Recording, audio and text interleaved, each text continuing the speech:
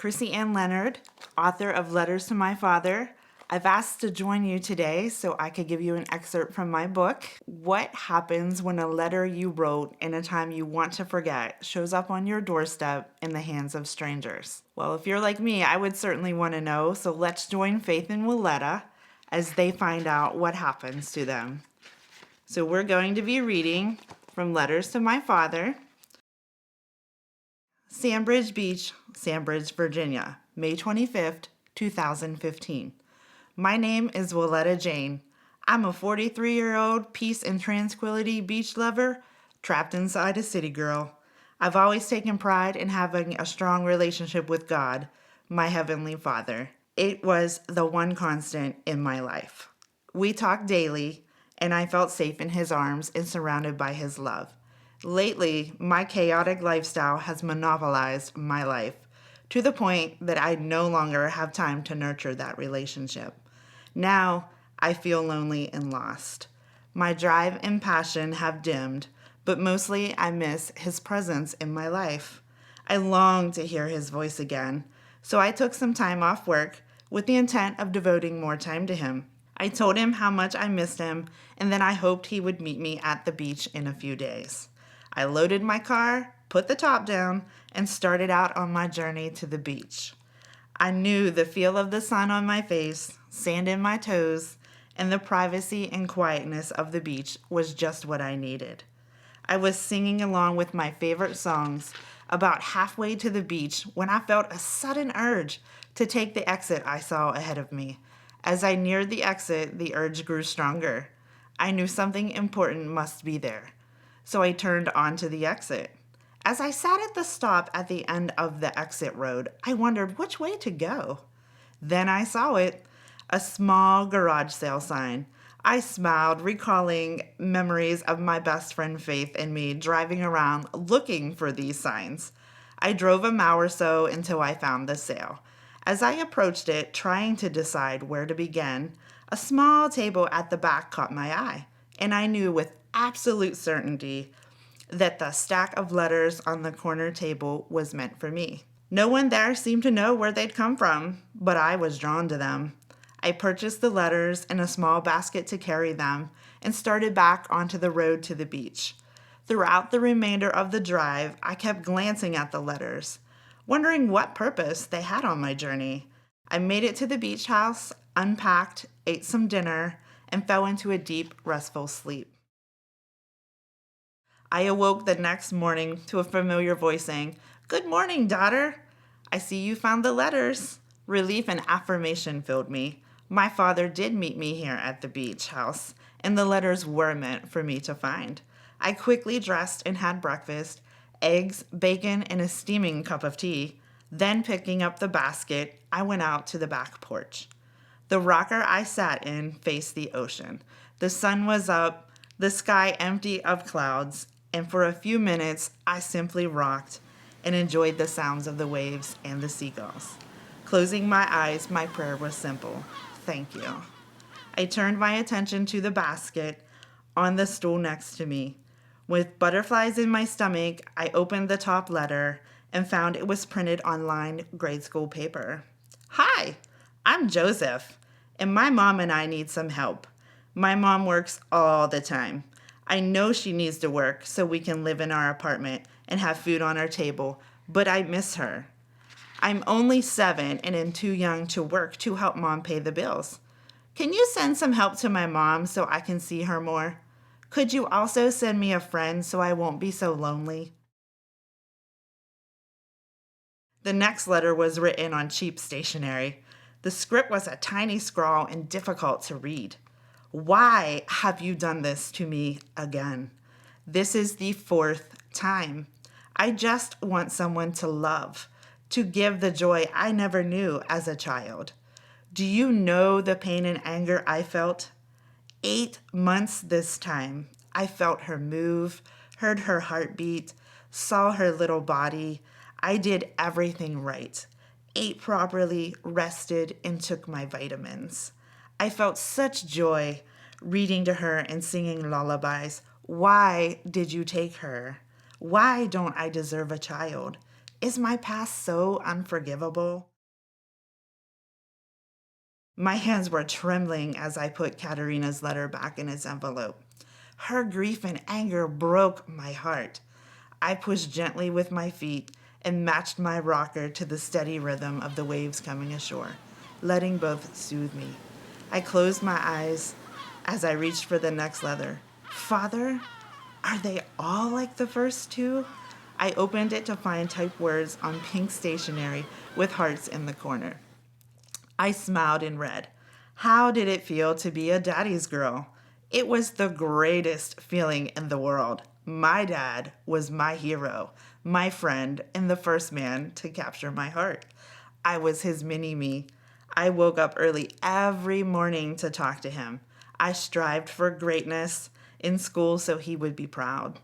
I aspired to follow in his footsteps and join the military when I was older. I loved traveling with him or just spending time together on the couch. Those 9 years were great and full of love and joy.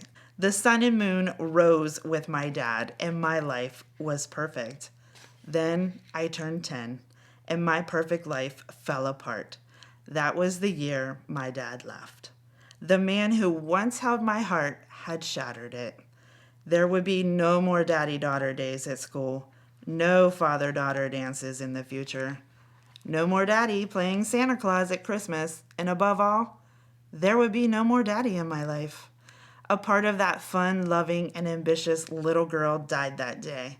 My once full and loving heart knew only sadness and pain. The man I loved, trusted, and expected to be with me always had abandoned me. I never knew how much that trauma of that loss would affect my life. As the years passed, I tried to fill the void. I looked for love in all the wrong places. I always searched for the next best thing instead of appreciating what I already had. My bad habits became self-destructive behaviors, which made it hard to trust anyone. I have found it hard to fully open my heart to others for fear of the heartbreak that may follow. I try desperately to control who enters my life, hoping to avoid the agonizing pain of abandonment again. Somehow, they always leave. And then those old familiar feelings fill the holes created by their absence. I start to go through the whys in my head. Why did they leave? Why am I not good enough to be their friend? Why doesn't anyone love me? Why can't anyone be a steady figure in my life? And finally, the big question, what could I have done differently to make them stay? Why is it so easy to believe in the end that they all leave me? More important, why do I always think the defect is in me instead of them? Father, why is my life like this? What do you do when the first man you ever loved broke your heart beyond repair? I finished Christina's letter, thankful for my own father. I felt tired and drained, so I went inside to take a quick nap. The comfort and warmth of my father's presence and the sound of the ocean tide lulled me to sleep. A late afternoon sun greeted me when I awoke. That was not the quick nap I intended, but I felt so refreshed. I must have needed the rest. I returned to my rocker, carrying the basket of letters and my prayer journal. I had 2 more letters to read, but I found myself reaching for the first 3. Holding them close to my heart with one hand, I opened my journal and began writing. Thank you, Father, for this time of rest. I am so grateful that you are here with me. I've spent too much time away from you, and for that, I'm so sorry. Help me understand the letters. Am I to do something other than read them? For now, Father, I offer my prayers for your children. I know you love each of them. I pray you watch over Joseph as he struggles with his mom's prolonged absence for work. I ask that you provide some type of relief for his mother so she doesn't have to miss out on her son's life. I pray you find it in your heart to provide Joseph with a companion so he has someone to spend time with while his mother works to provide him with a better life. Father, Katerina has felt the grief of a tremendous loss. Not once, not twice, but 4 times. Many would not be able to recover, to feel love again. I pray that Katerina does not become one of those people. Father, I pray even during her grief and anger, you shower her with your loving grace. We don't know why these terrible things happen to us, but I pray your plan for Katerina is so much greater than these terrible tragedies.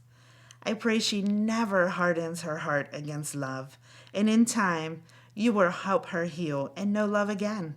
I pray that somewhere there is a child waiting to call Katerina his or her mom.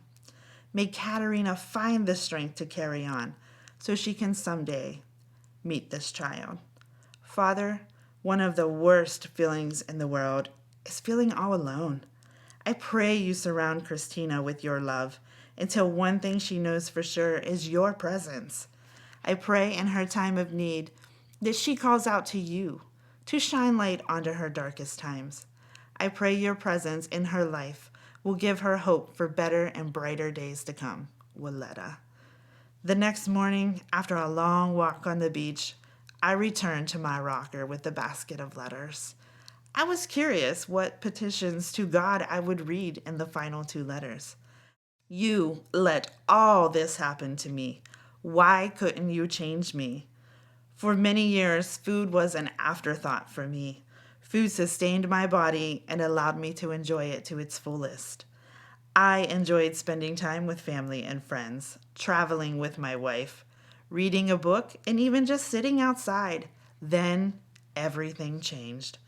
I remember that day clearly. I got home from work and my wife said, "We need to talk." Immediately, my defenses went up. I prepared for the worst while hoping for the best. Turns out, the worst was in store for me on that day. My wife told me she had fallen out of love with me and wanted a divorce. She spoke of the many reasons why she felt this way, and she wished things could be different. I saw her lips moving, but I barely heard half of what she said because I was still stuck on the "I want a divorce" part. She left that night. I sat and recalled our life together while trying to figure out what I had done wrong. I cried the night away over pizza and beer. I spent the nights leading up to the divorce hearing in the same pattern. Each night, I would order a pizza or grab takeout food and sit and think of what I could have done differently. When the pain of my loss and broken heart became too much, I would watch TV or rent a movie to distract myself. Snacking was a part of the distraction, and I always found my hand inside a chip or cookie bag. I told myself it was okay because I was grieving. Divorce day arrived. I was a wreck as I walked out of the courthouse. She looked like $1,000,000, like she'd really taken care of herself while waiting to be free of me. I resented her for obviously not caring. I decided to take myself out to dinner to celebrate my having made it through this day and for keeping my composure during the proceedings. I hated her, hated myself, and hated life. That night, I ate and drank my way to acceptance, or so I thought. Father, I am such a failure. The divorce proves that. I couldn't even keep my spouse happy or married to me. I had never failed at anything before, and I didn't know how to deal with all the emotions that filled me. I was hurt, angry, disgusted, brokenhearted, and in pain. I was alone and feeling abandoned. I found comfort in food. I ate out more, sometimes with friends, but mostly alone. When I was with friends, I made healthier choices because that is what they expected. Alone, I told myself I was expanding my food palette, but I knew that was a lie. I ate no matter how I felt, sad, angry, hurt, or happy. At each place I ate, I told myself, this is the last time I'll eat here. Tomorrow, I will start eating healthy. It was a great plan, but I never stuck with it. I continued to secretly eat my way through pain, grief, hurt, and loneliness. My friends and family invited me to dinners, evidently hoping that getting me back into a social setting would help me see that there was much more to life than being alone. I appreciated their efforts and found that if I played along, they would invite me out more and more. They thought I was finally on the mend, but in reality, I wanted a justifiable reason to eat. This became my new pattern. Show them small signs of improvements so I could eat in peace. Though that peace didn't last too long. I shopped online for clothes so I didn't have to deal with a dressing room.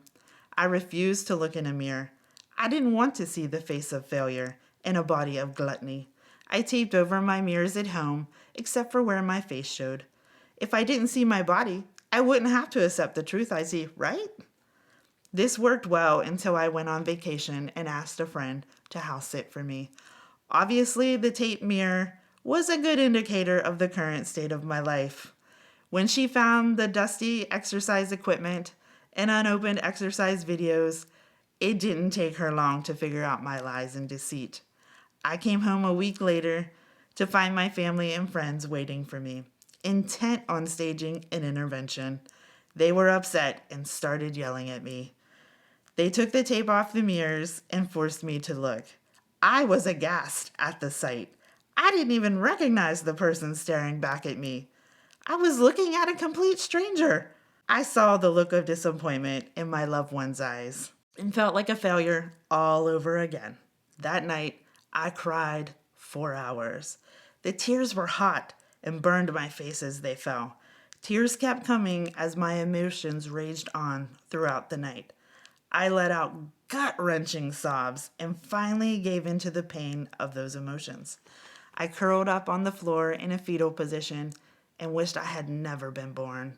Who could love or be proud of me like this? After that, instead of asking me out to dinner, my friends and family asked me to join them for exercise classes and workout sessions. I think I really surprised them when I said yes. I was even more surprised when I realized I enjoyed them. My loved ones began to worry less. I anticipated the times I could work out and give it 100% effort every time. My instructors and fellow classmates always provided words of encouragement and told me how proud they were of my progress. I had craved hearing those praises for so long that it gave me an excuse to go out afterwards and celebrate. That led to a new pattern of self-sabotage. I worked hard at the gym, only to ruin the effort with my meals. It started as 1 meal on 1 day a week. Then it was 2, which led to 3, until I was celebrating every day. My celebration meals were a burger and fries, or pizza and soda. The next day, I'd feel guilty. That guilt became disgust and shame. I was so desperately wanting to change, but my worrying about it led to stress eating. I wasn't even hungry, but I still ate. And so the cycle of poor food choices and failure finally began again. I eat when I'm happy, sad, stressed, in pain, and when I am overcome with emotion. I still work out because that is what everyone expects of me. I didn't put the tape back on my mirrors, but still don't recognize the person staring back at me. All I see in the mirror are eyes full of defeat. Every day I am tempted by food, and every day I give in. Why can't I change? Why do I always make the wrong food choices? Why can't I love myself? Why can't I break my self-sabotaging patterns? I love food and need it to survive, but it's destroying my life.